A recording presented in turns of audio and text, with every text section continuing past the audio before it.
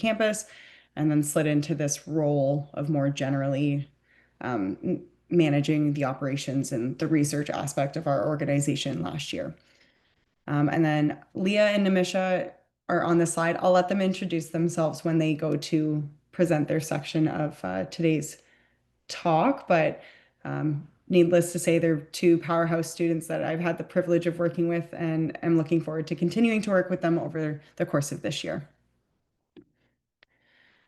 So about us, so ASEC is a nonprofit organization who's fiscally sponsored. So basically what that means is we don't manage our finances directly.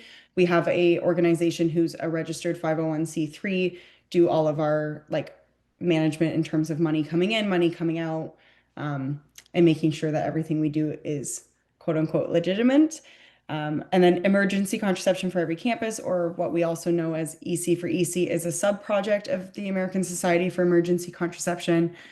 So basically what that means is we're the same team that operates for both, but this is just a very tailored project in order to work more specifically with young people, not only on their campus to increase access to EC, but also within their community if that's what makes most sense for them. And really, our goal as an organization is to be in a world where everybody has access to affordable EC without the barriers or stigma that we've seen ongoing and unfortunately seem to be re-perpetuating and getting worse as time goes on. So just a quick shout out before we get into the main part of the conversation. But as I mentioned, I used to primarily focus my work with ASEC on the planning of our annual meeting, which is known as the EC Jamboree.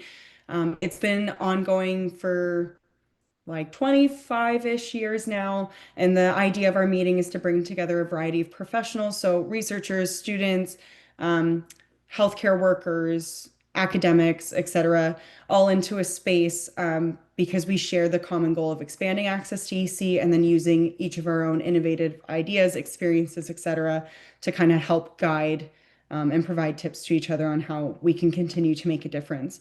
So this year's meeting is on September 29th. It is completely virtual. We typically host a hybrid meeting with the in-person component being based in Washington, DC, but with the ongoing militarization of the police there and the lack of safety for many of our colleagues, especially those who are of color, it just made more sense for us to cancel that in-person component to make sure that everybody feels safe and is able to attend from the comfort of their own home. So if you're interested, it's free for students to participate. There is a promo code which is listed here, and I will also post it in the Slack for folks who aren't able to join us tonight. But basically, you just go to our registration page, and then when you click the full registration, which is like the $150 option, once you get to checkout, you put in the promo code, and it'll completely waive the fee.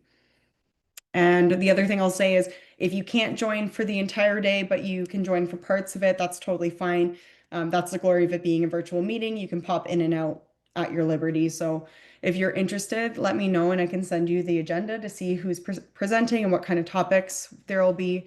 Nimisha will be there presenting as well. So we can definitely shout out some student involvement in our meeting this year.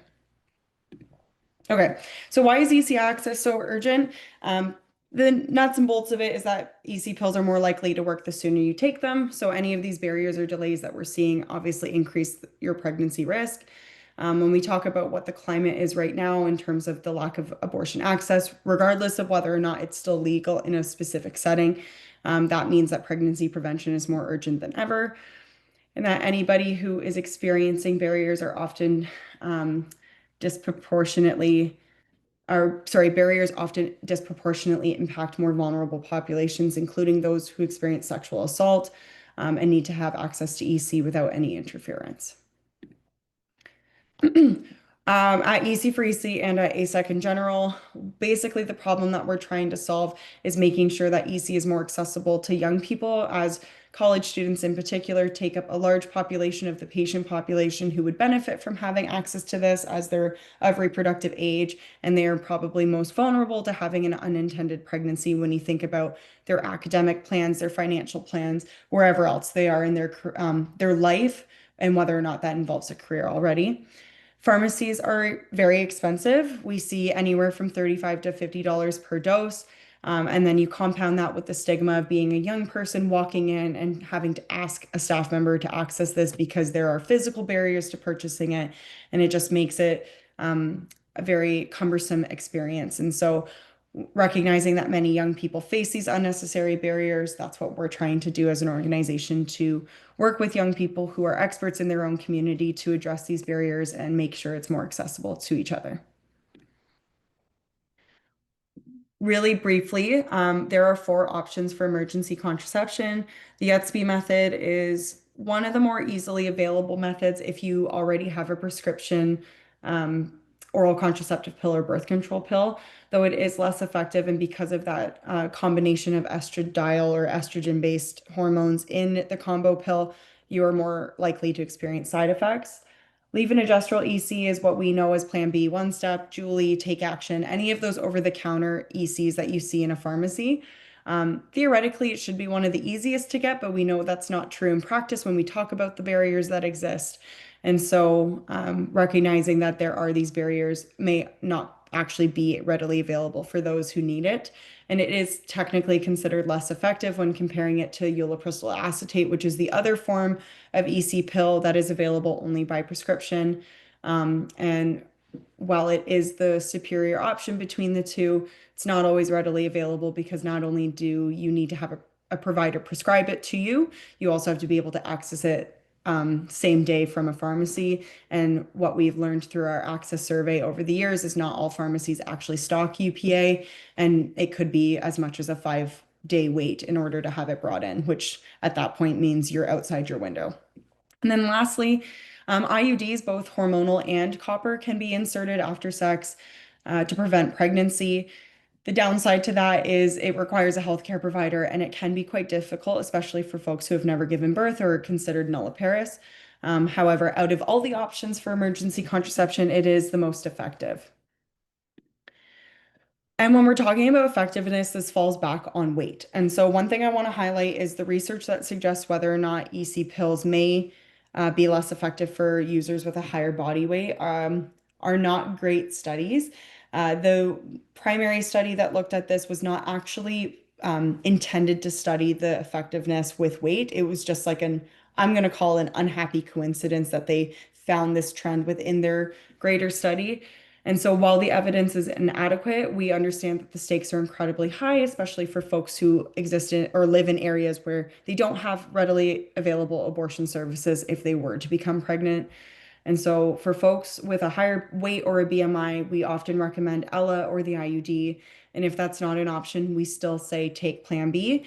The reason for that is because we can't actually say how much less effective it is or if it actually is concretely less effective, but there is that warning. And so we obviously want to optimize where possible, but there's no harm in taking it. Now, with that said, for many years, there was this kind of wives' tale of, well, if you're a higher weight or a higher BMI, then maybe you should be taking two Plan Bs.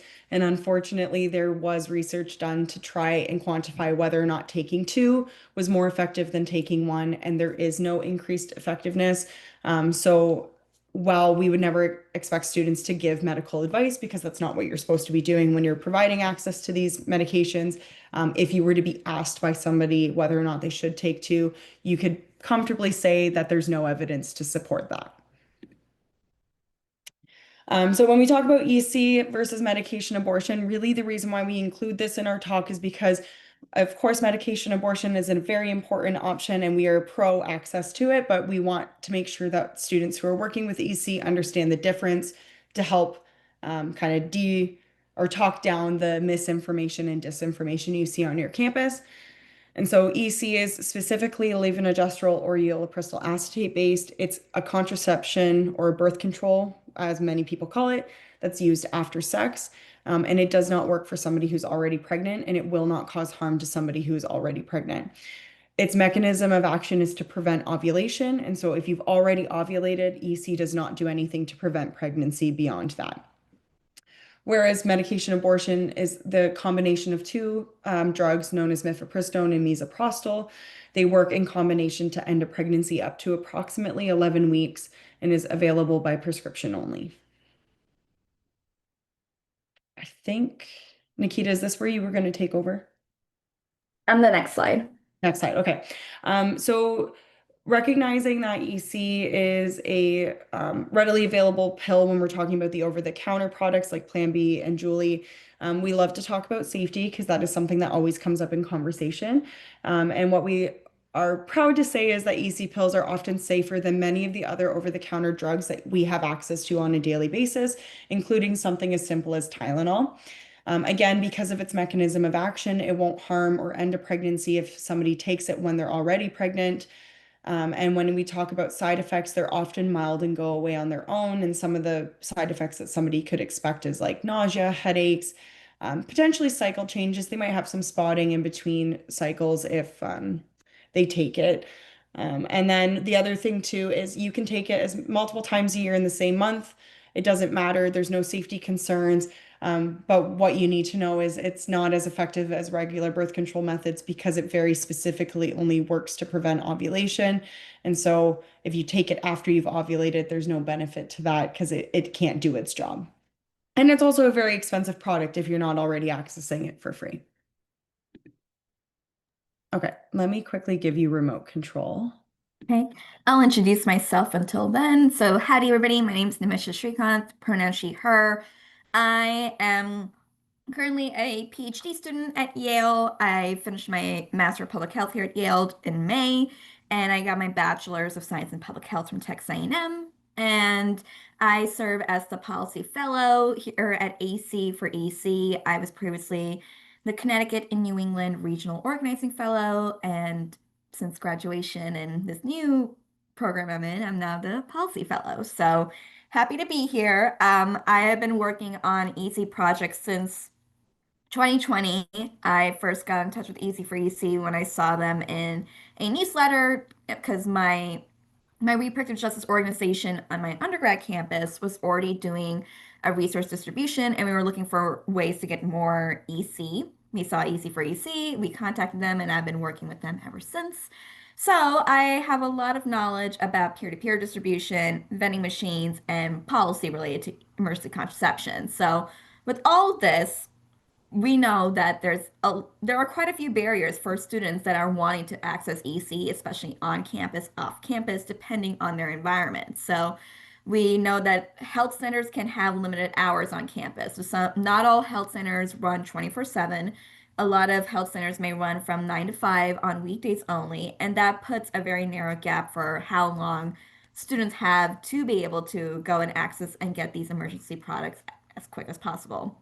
Transportation, there might be centers on campus, but also if someone's a commuter student, they're not going to have a health center. So they're going to have to transport somewhere off campus, go to a local pharmacy or something to get EC. Or even if a student does have a health center on campus and is not comfortable going there, they have to find a way to get off campus to access EC, which can be a significant barrier. Cost-wise, Easy typically is sold in retail for about 40 to 50 bucks, which can be a large burden on their budget. I know I have heard from students where they have told me to my face that, oh, it's either I buy Plan B at Walgreens or I don't get food for this week. So cost is a very significant barrier. Stigma and embarrassment, Nick mentioned this before. Sometimes you just don't want to go into a student center. God forbid you see someone you know. Have a health professional kind of give you a judgy look or say something. Students may not want to go through that. Some pharmacies we have seen through our surveys and through research, they do ID checks. So really, there shouldn't be an ID check for Plan B or EC, but there are some pharmacies that believe that they have, some pharmacists, excuse me, especially believe they have to. So then they implement that, and that can be a barrier because not necessarily every student has an ID, and also sometimes a student just may not want to give their ID to get access to this product. And then of course the pharmacy can refuse if a pharmacist cites religious reasons or something, or maybe the pharmacy thinks that their state has enacted a policy against it or something, because now we're starting to see the current federal administration talk more about EC and other birth control products as abortifacients, which, as Nick mentioned before, is not true. Pharmacies may begin to refuse and have been refusing EC to students.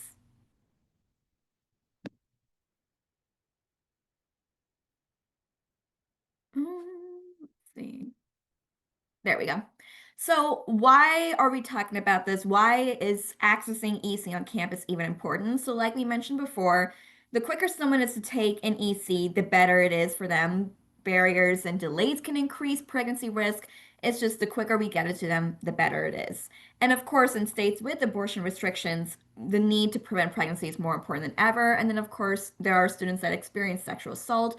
They need emergency contraception as soon as possible without interference or without any kind of stipulations added to accessing EC.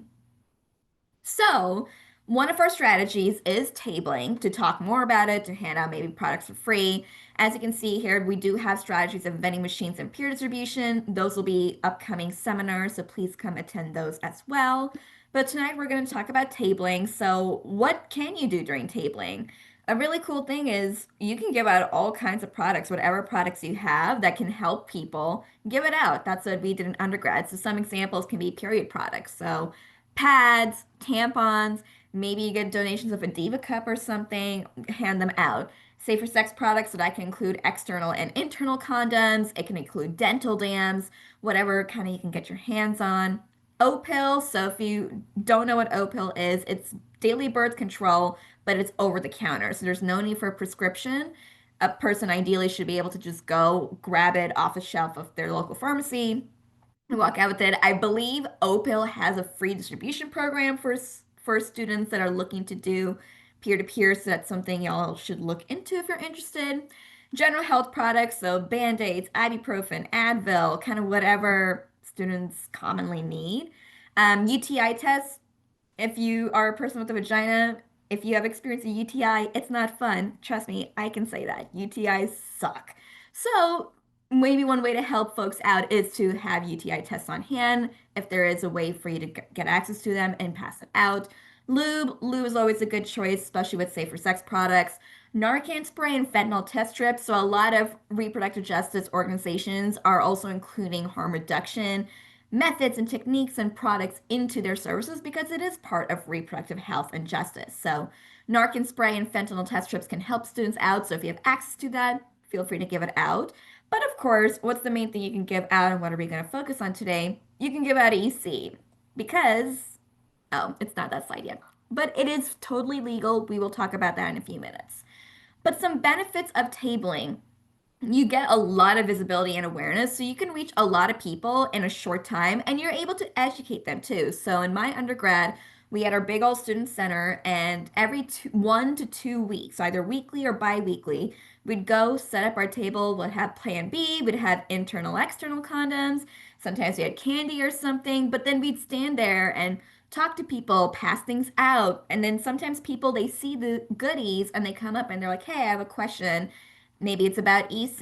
Maybe they've heard some misinformation and they would like to know what's really going on. Or maybe they're hearing stuff policy wise, or they just want to talk and just ask. Because we've had students come up and be like, oh, so how's your day going? And we just have a random conversation.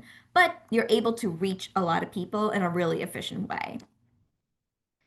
Direct engagement, again, face-to-face interaction with your community, you build those relationships.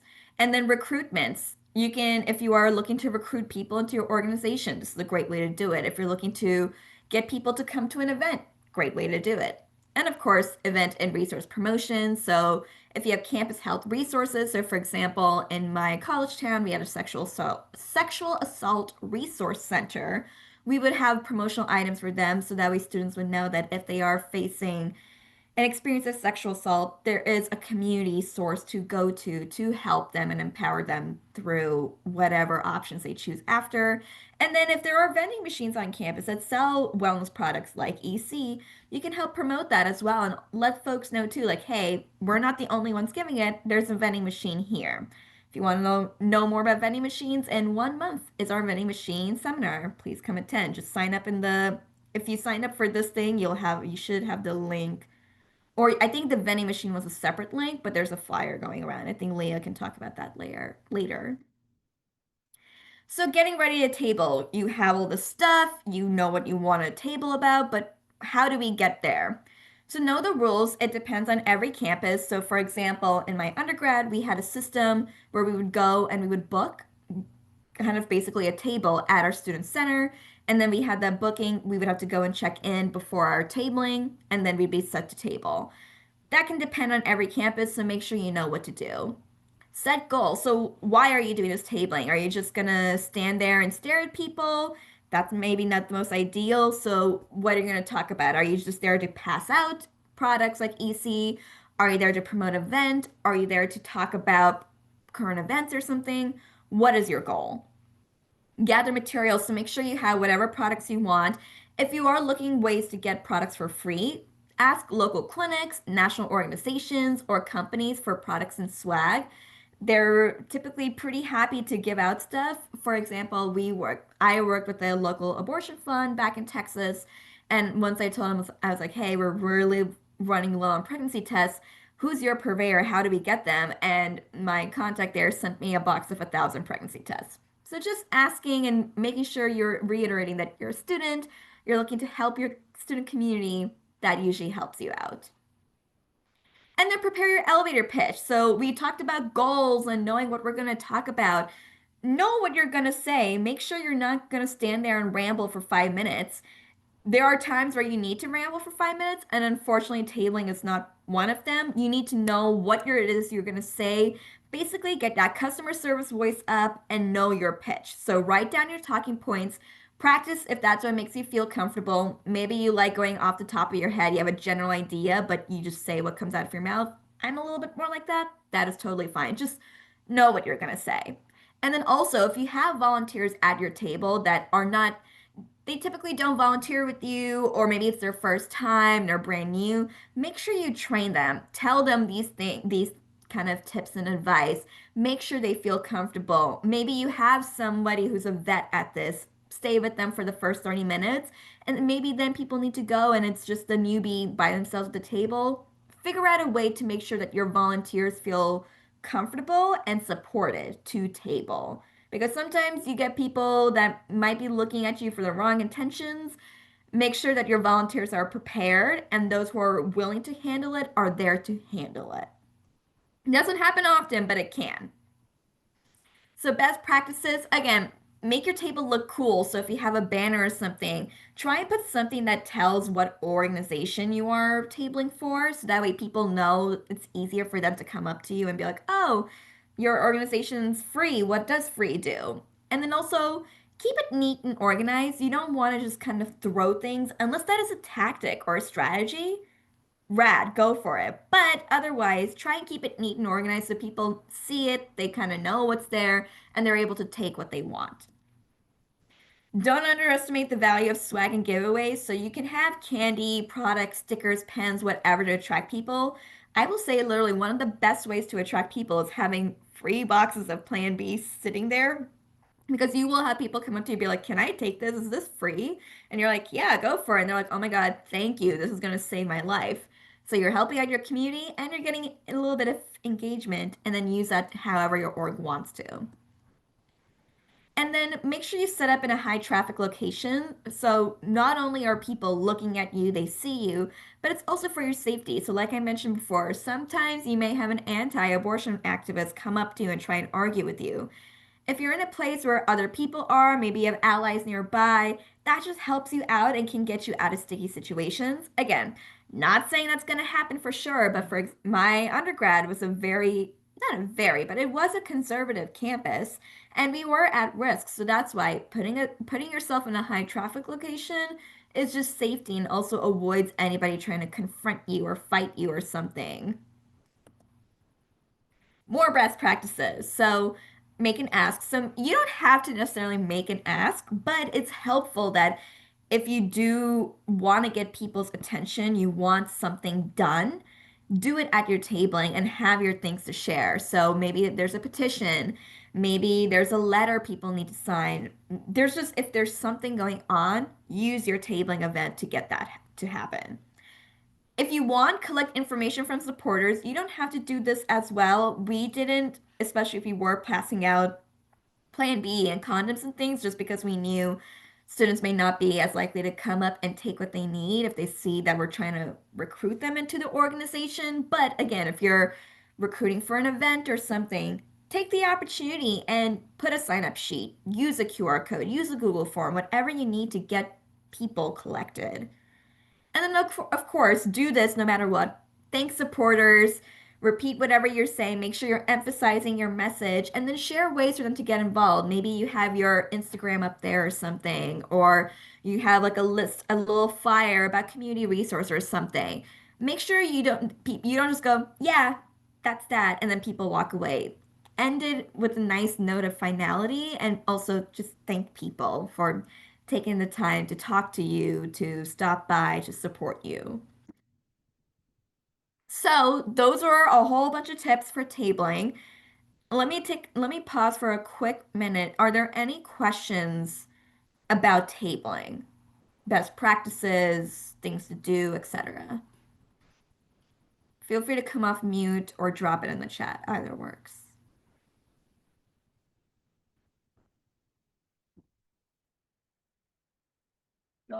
I wanted to ask a question. I'm not sure if it fits in with this part, but I'm already working with In Our Own Voice, Next Generation Fellowship.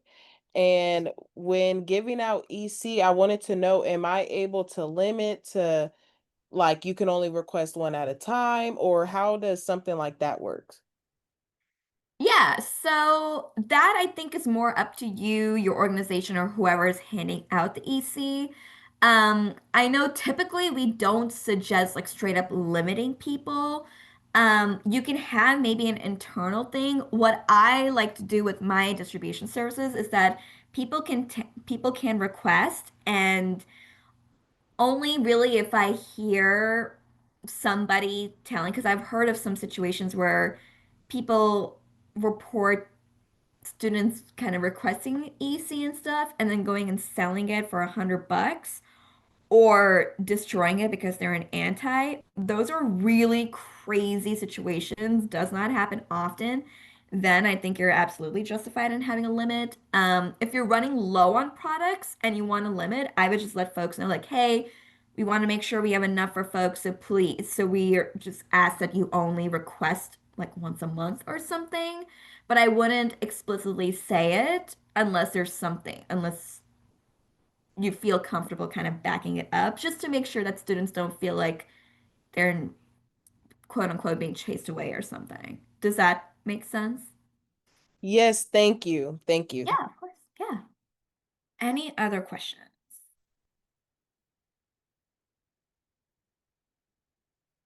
Okay. So if you have any questions, feel free to drop them in the chat and then we'll ask one more time in the middle of or when I'm ending my section of this. I'll ask for another round. But we're talking about tabling, we're talking about engaging with people.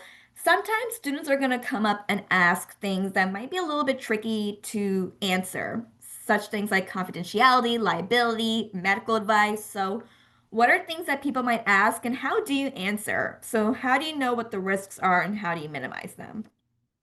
So, first things first. There we go. So, is EC distribution legal? 100%. It is legal. Make sure you do double check state laws about distribution of over-the-counter medications, but as far as we know, it is absolutely legal. No state has a law on books about distributing over-the-counter medications like EC. There's very little risk of criminal or civil liability that is associated with this. But if you want to make sure, for example, you are in a restricted state like Texas, you want to make sure that not only you, but your members, you guys aren't at risk for any kind of sanctions or legal issues, don't give medical advice. I think that's also just a really good rule to follow as an advocate or as a researcher. Basically, I like this advice if you don't have an MD, to not give medical advice just to keep you safe, keep everybody protected, but then also to refer someone to someone who has that knowledge, has that kind of education to make sure that hopefully they would know the most current and up-to-date stuff and they could actually advise them properly instead of me, for example, who's getting a PhD.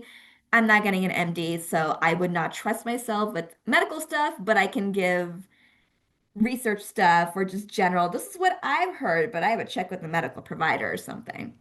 And then also, this is really important. If you are keeping Plan B or any over-the-counter medication with you, make sure you are keeping it safe. So check the expiration dates. So if it says expired August 2026, sometimes there are some products, like we know with the COVID test, they said expires October 2021, but then there was guidelines like, oh no, actually it doesn't. It's valid for like 2 more years. You don't want to do that hassle. You don't want to take that risk because not necessarily students will know that. So just follow the expiration dates on the boxes of your products. Make sure you're storing them at the correct temperature so that that'll be about 68 to 77 degrees Fahrenheit. Check them for product tampering. So if the box is broken open or something, if the foil or something has been popped out, just make sure it looks okay. And then, of course, maintain confidentiality. So if somebody comes up to you, gets a plan B from you, don't go spreading it around. Or if someone asks you, hey, did this person get a plan B from you? Don't say it. It's not HIPAA, but it's just kind of being a good person and being a good community member. Oh, and then quick thing. So all this information here about like the product safety, it's just informational purposes. This isn't legal advice. This whole thing, we're not lawyers too, so we can't give y'all legal advice, but these are just good tips to follow. Oh, HIPAA. I just mentioned HIPAA. So it's not, EC distribution is not covered by HIPAA. HIPAA is mainly for protected health information in medical settings, sometimes in research as well. But the main thing is we don't have MDs. We're not healthcare provider. MDs, RNs, PAs, just anybody that has a real medical degree. That's not us. So we're not trained to act like that. And by providing the access, we're just distributing. So HIPAA doesn't apply to us, but we should still be morally, ethically good and not go spreading around who's getting what from us.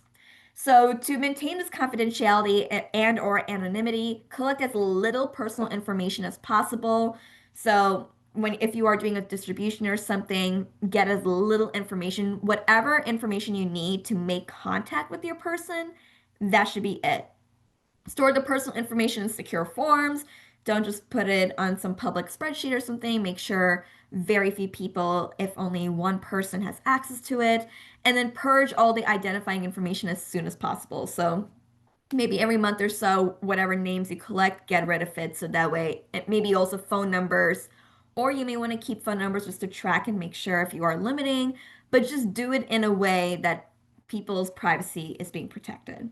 And then, of course, make sure you let people know what information volunteers will have access to and how it is handled, just so that way they then feel comfortable giving you that information. So, in my service here at Yale, I say I'm the only one who will see all the information, and then I will give limited information to the volunteers just so they can connect with you.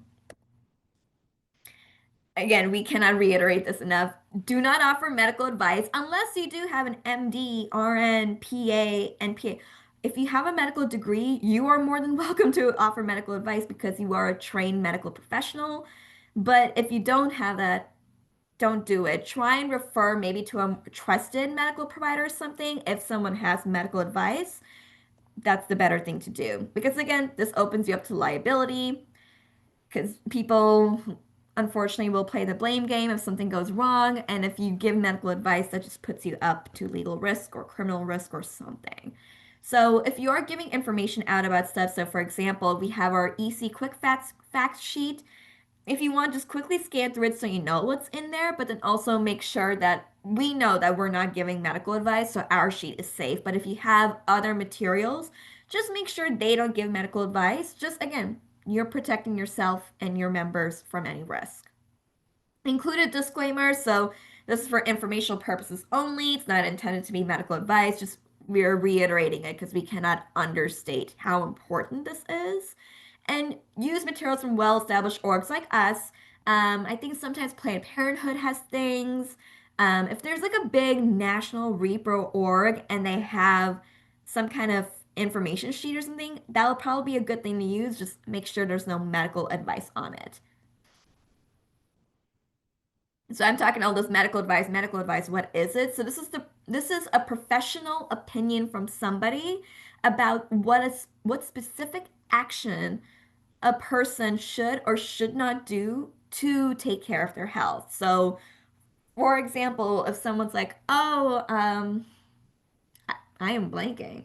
Oh, it could be like, oh, I want to get on birth control. What should I do? A medical advice might be like, oh, based on what you've been telling me, I would say you should take emergency contraception, or I would say you should get an IUD. That might be seen more as medical advice, but to say like, oh, you should really look at your options. Here are some resources about birth control. Choose whichever one fits best for you. That's not medical advice, and that's way more safe than you should get an IUD. Again, I've been saying this before. We are not, unless you have a medical degree, you are not a trained medical professional. So just let's keep it safe, play it safe. If we don't have the knowledge, skill, or judgments to provide this information, let's just not do it. We don't want to expose people to liability. And then also, medical advice does fall under HIPAA. Then it just becomes really complicated and complex ethically, legally. We just don't want to get into that. So some questions if you're at tabling, people are asking about EC. These are questions you don't want to ask, like when did he last have sex? That's just really personal. When was your last period? Also personal, but with abortion restrictive environments, that is very sensitive. We don't necessarily want that information out there. Do you have any medical history? Very personal and very medical too. How much do you weigh? If you're not I just don't think that's a polite thing to ask. So, example advice to avoid: you shouldn't take EC because it's been too long since unprotected sex. We don't know that for sure. There's a lot of research out there. I mean, some research shows that up to even like 5 days, it's okay. Just don't give like definite. Instead, you may want to say, oh, EC, we've seen in research that EC works best up to or until like 72, up to 72 hours after unprotected sex. So you're not putting that judgment on them. You're not kind of putting it on them. You're just talking in general, and then they can take that fact and do as they wish. It doesn't matter what other medication you take, you can still take EC Plan B. That's a little bit medical. We don't want to say that for sure. And then you can't use Plan B because of your weight, it won't work. We don't want to say that either. Like Nick mentioned before, there's a lot of research out there, it's all pretty conflicting. We're just going to encourage people that if they have had unprotected sex and they're worried about a pregnancy, they should just take an EC, no matter their weight. All right, and then I think this is Leah, so I'll pass it over to her. All right, so I'm Leah. I was an intern for EC this summer, and I'm now on as our new social media coordinator, as well as webinars, as well as I'm going to be presenting to you guys today about a tabling opportunity and some materials that we prepared for you. So just some general ways that EC for EC and ASEC can help you, whether it's with peer-to-peer distribution or all things EC on your campus, is to join our Slack channel. So our Slack is linked in our Instagram link tree to hear more about different opportunities, not just EC, but just in general reproductive health opportunities that might be great for your organization or you personally. If you have any questions or are seeking support on peer-to-peer vending machines, you can connect with us with a one-on-one technical support member of our team to meet with you and just really give the time and space that's needed for certain issues. And then as well as any of the toolkits and fact sheets on our website. So we just heard about medical advice. That is a handout, as well as we have EC 101, just some different tabling materials when talking about tabling. That might be great for people to know just in general about EC that you can also share when you're talking to faculty and administration to further your cause and are just a really good one-stop shop for concise and accurate information. All right, let me see. Sorry, I'm having some trouble moving forward. There we go. Hold on.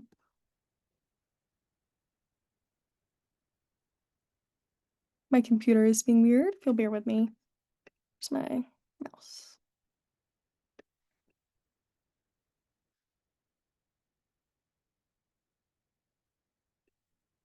Okay, there we go. Let's click through this. There we go. All right.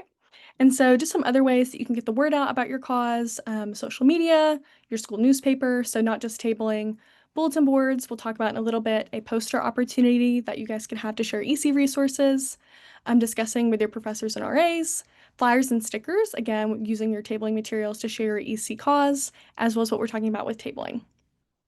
And so just some reminders that we have today about engaging with EC for EC is that this is our first of our monthly webinar series that we're having this year. You guys have received the link, and the Zoom link will be good for every single webinar this month, except for the vending machine. That requires a special registration, and you can access that through our Linktree. For the vending machine special link, so it will not be the same reoccurring link that we use for the rest of the webinars. And we have a peer-to-peer and vending machine. Two of those webinars are happening next month. So just look out on social media for reminders as well as the Slack. And then speaking of Slack, so with it, just make sure that you have notifications on if you really want to see everything that's going on in the channel. Usually we will tag the full channel if there's anything really important, but I think it is tricky with Slack, just making sure that you're checking messages, as well as we just launched today a photo dump channel. So again, I'm doing social media, and with tabling, as we know, it's back to school time. September is also a big month for sexual health awareness and World Contraception Day. So if you and your student group want to be highlighted on social media or in EC for EC materials, please put your photos as well as a description of the event into this photo dump channel. And that is on Slack, as well as just adding the details to it. So I think it'll be a good place rather than doing a form or a folder that you can just instantly go ahead and send those in there and then just add a description for me, and I'll follow up with you guys. And then social media, again, if you've done back to school tabling and you want to be featured and for us to repost, please tag EC for EC, and I will try and get that out there. All right. So some different tabling opportunities, again, with September being a big month for sexual health. So next Friday is World Contraception Day. And so how great would it be to highlight emergency contraception and all the different contraception methods? So perfect tabling opportunity to kind of apply what we've talked about today, as well as hand out some goodies. Again, that is next Friday, September 26th. Let me go back here. And then September is also National Sexual Health Awareness Month. So another good thing when talking about tabling, having awareness is part of something that you could have with this. So doing an educational display on either one of these, and it's just a really good opportunity to have a different or themed tabling. Okay. So something that myself and another intern this summer with EC for EC worked on was a World Contraception Day toolkit. And some of these materials can be used year-round when tabling or just in general EC resources. So just an overview of the tabling toolkit. You guys will be able to access through this through the EC for EC link tree. We'll also link it in the comments after this for you guys to access. But it is a Google folder that has two folders that have the two big materials with it. So we have a tabling toolkit that's going to tell you just some different things that are specified for World Contraception Day, such as activities, demos, and trainings we'll get into in a second, as well as an EC resource navigation poster. So we'll go through that in just a little bit on what that looks like, what your options are, and also how to fill it out. And then just some general EC for EC tabling handouts that are really useful when handling questions about EC for your group to have. Okay. So with the tabling toolkit, what's included in it is basically a Google Doc and guide that again is on just general tabling information, but really specified on World Contraception Day. So it talks a little bit about decorations as well as ideas for different educational displays to have for this day. It also discusses different activities. So we have linked some trivia questions as well as some crafts. We have some contraception themed coloring pages that we found that I think are great for tabling. So not only having conversations with people who are engaging with your table, but also just fun activities to bring in students who might not be there for products, but just want to de-stress and get to know more about your org. And then we also have demonstration resources. So earlier, Nimisha talked about how important it is for your volunteers to be trained. We've linked in there some demo videos and some different information, and that might be good to share with newer members who are getting into the semester and starting tabling, and just really quick and easy ways to know more about all things contraception demonstrations. Some other things that are included in the toolkit, so just general EC and tabling info, and then some EC resource navigation poster guidance, and then just some ideas for some additional celebrations. So tabling is not the only way that you can spread the word about your org. Chalking is a great way, as well as a volunteer or campus event. Okay. And then for the EC resource navigation poster, let me share my screen for you guys. All right. Can everybody see my screen? Yep. Okay. Okay, sweet. So this is the EC resource navigation poster that we developed this summer.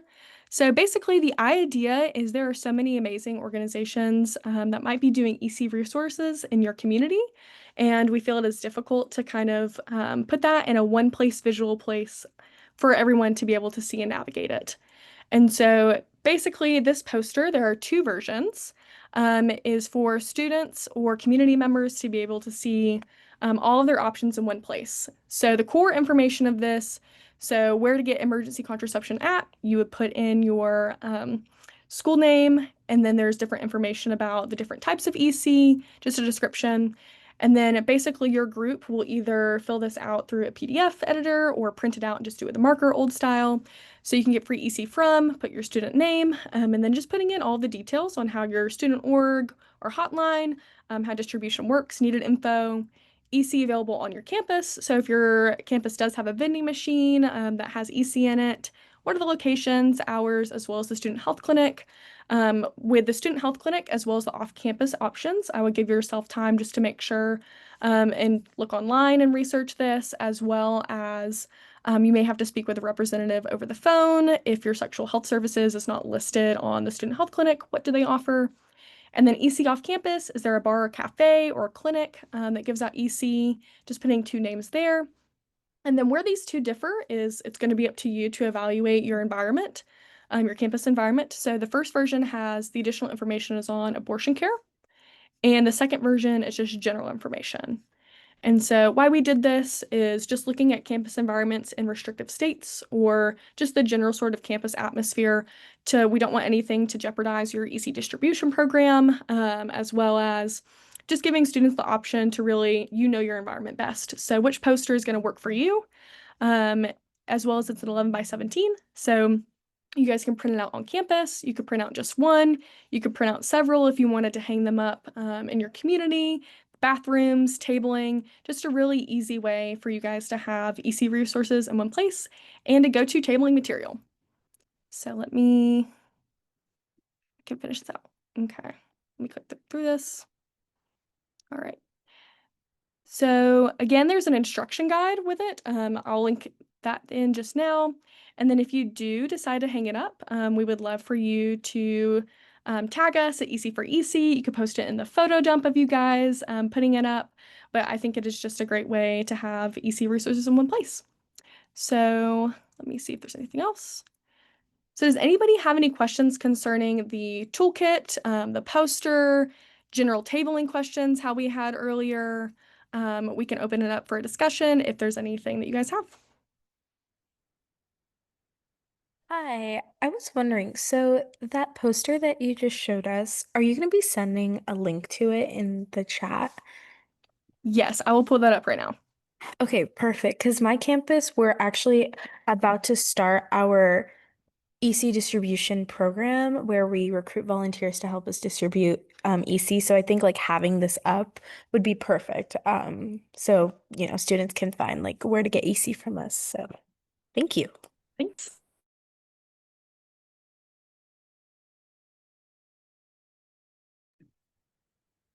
I'll also just say that if you or anybody you know is on a campus where it's a more restrictive setting or there's like some censorship about what kind of repro services are allowed to be advertised on campus, on the general poster that has our website and bedsider.org, Bedsider is a very robust website that can give people indirect access to abortion services. So if you're doing kind of word of mouth work instead of like actively posting that information, you could refer people to Bedsider as well. They actually have like a pretty cool interactive map that will help locate like local clinics as well to like the region you're in, where they could get more information. Thank you. Yeah, I didn't know about that. I actually go to college in Texas, so it's very restrictive down here. What we're planning on doing is giving EC in like brown bags so people can't kind of see what it is. Hopefully, or if we put the posters up, they won't get taken down. We've had issues in the past where students will take it down, but thank you for that website. I will definitely be referring people to that. Thank you.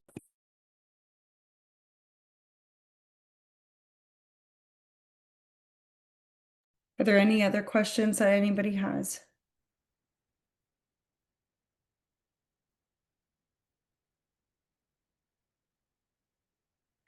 Well, if that's the case, then we can definitely let you all go. Thank you so much for joining.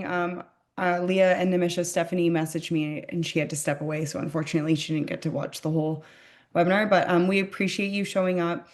Please join us in October if you're interested in learning more about peer-to-peer distribution and some tactics that might help you navigate that, as well as implementing vending machines on campus. And then I will also I will also plug that our November webinar is on career pathways in the SRH world. So if you're interested in like learning more about how you can do this as a professional outside of your student career, we'll have a couple guest speakers on a panel to chat about their experience and how they got to where they are.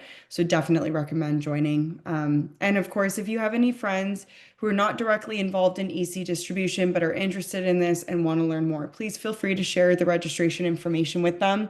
They do have to register themselves because if you share your link, they will populate under your name, which we learned tonight with Leah and Nimisha. But I'm happy to have anybody, even if they've never heard of us before, just because getting the information out there is important. Great. Well, I hope you all have a great rest of your night. Thank you, you guys as well. Thank you. Thank you. Thank you. Bye. You're welcome. Okay, let me. It was me versus the remote control. I was